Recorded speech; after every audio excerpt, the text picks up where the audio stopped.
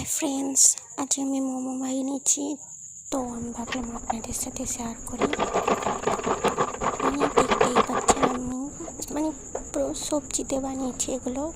প্রথমে একটা পাতাকপি নিতে হবে, তারপর ক্যাপসিকাম একটা গাজর নিলেই হবে।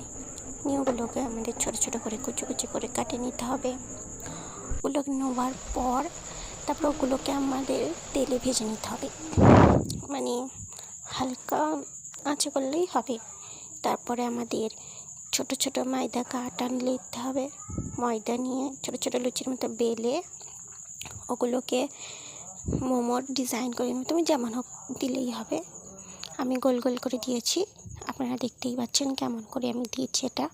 এটা অনেকই সহজ, যদি আপনারা করতে চান তো এটাও করতে পারেন।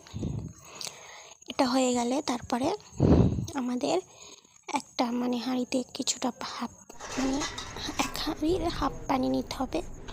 ওর উপরে একটা এরকম দেখতেই পাচ্ছেন আমরা কীরকম একটা হয়ে নিচ্ছি। যদি ভালো লাগে ভিডিওটা লাইক শেয়ার কমেন্ট করে দিও।